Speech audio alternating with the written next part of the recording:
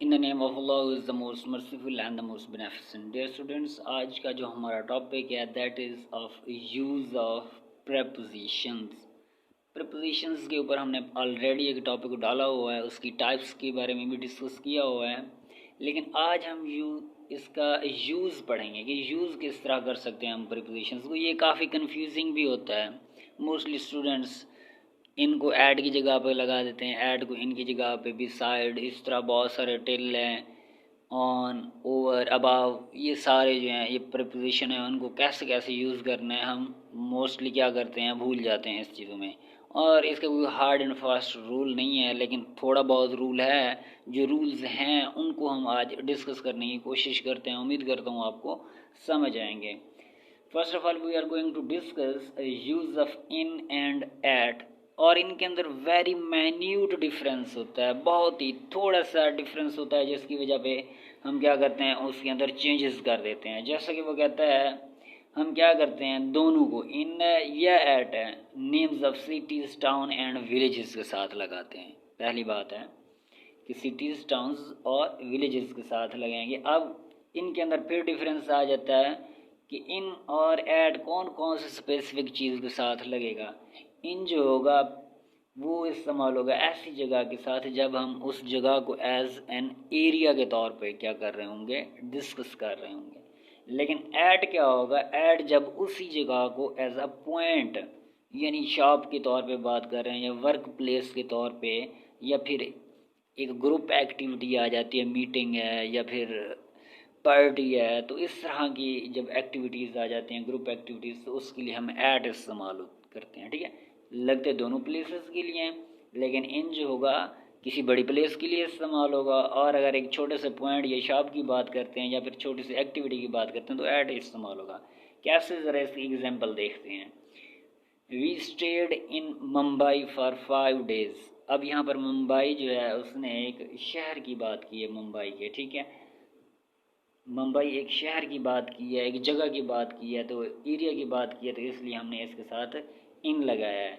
इसी तरह वो कहता है how long have you lived in this village. हमने कहा था टाउन या विलेज के लिए भी इस्तेमाल होता है, तो विलेज आया हुआ है तो इसलिए हमने क्या किया, यहाँ पर भी इन इस्तेमाल किया।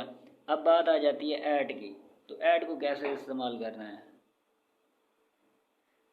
Did you see Aslam at the party.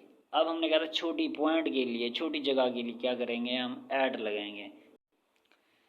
Add की बात करते हैं, did you see Aslam at the party.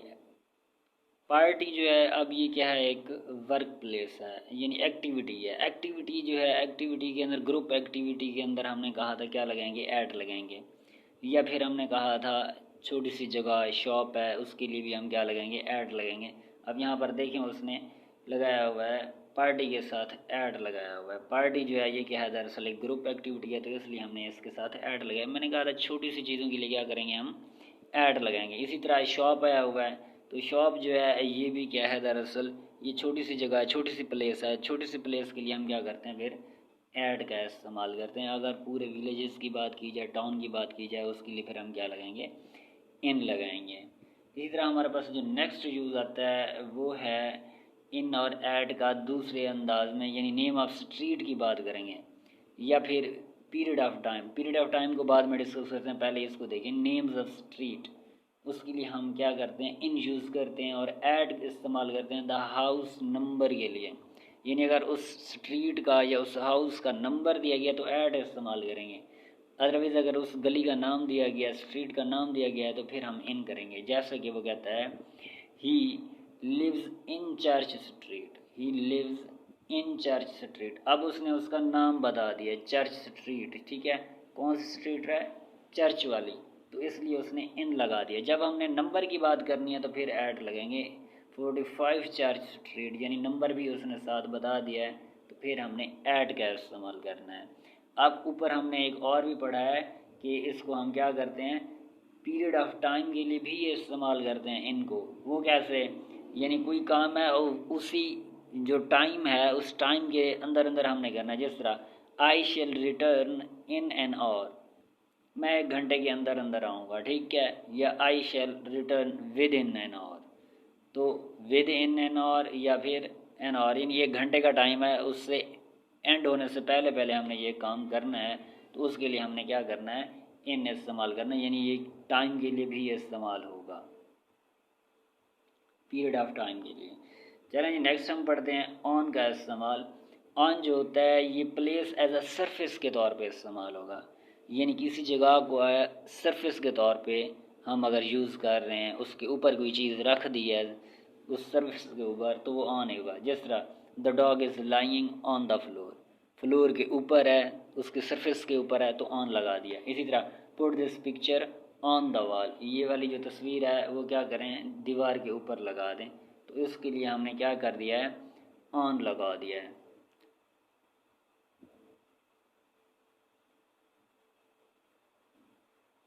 दोनों के लिए ऑन लगाया, ठीक है, क्योंकि ये सरफेस की बात कर रहा है।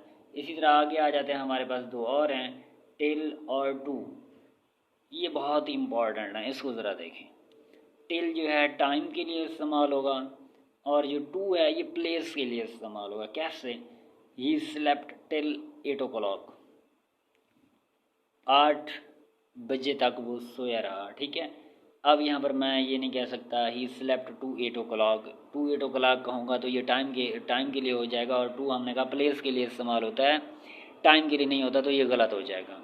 इसी तरह he worked to the end of street, ठीक है, he walked to the end of street, street के आखिर तक वो क्या किया, चलता रहा, वॉकड, ठीक है। अब यहाँ पर भी क्या है, यहाँ पर देखें ये प्लेस की बात, एंड ऑफ स्ट्रीट प्लेस की बात कर रहा है,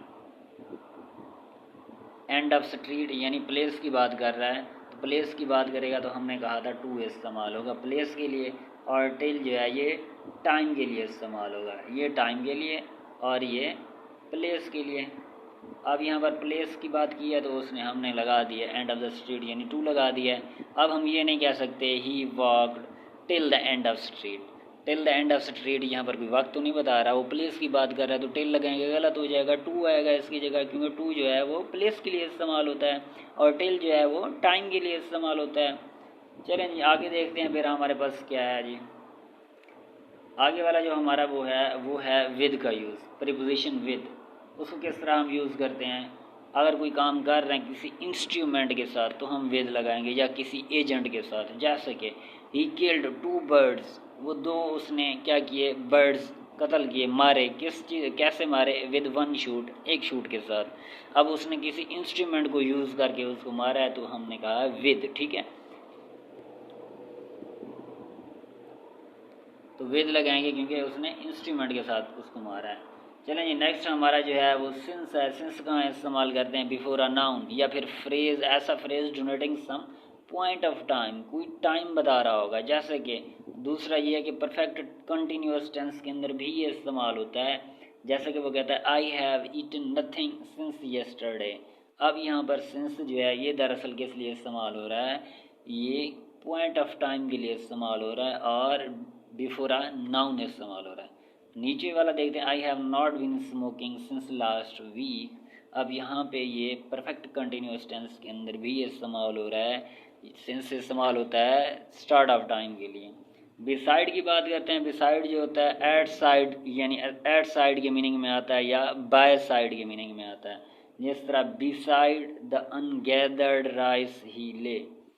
अब यहाँ पर क्या है, बिसाइड, बिसाइड यानी साइड से, द अनगैदर्ड राइस ही ले, बिसाइड यानी उसकी साइड पे जो राइस पड़े हुए थे उनकी साइड पे ये बैठा हुआ था, तो इसलिए उसने बिसाइड का इस्तेमाल किया है। जी तो स्टूडेंट्स हमारा आज का टॉपिक यहाँ पर एंड होता है। उम्मीद करता हूँ आपको समझ आया होगा। मिलते हैं नेक्स्ट वीडियो में। अपना ख्याल रखिएगा और अपने इस चैनल का भी ख्याल रखिएगा। Thank you so much. Allah हाफिज़।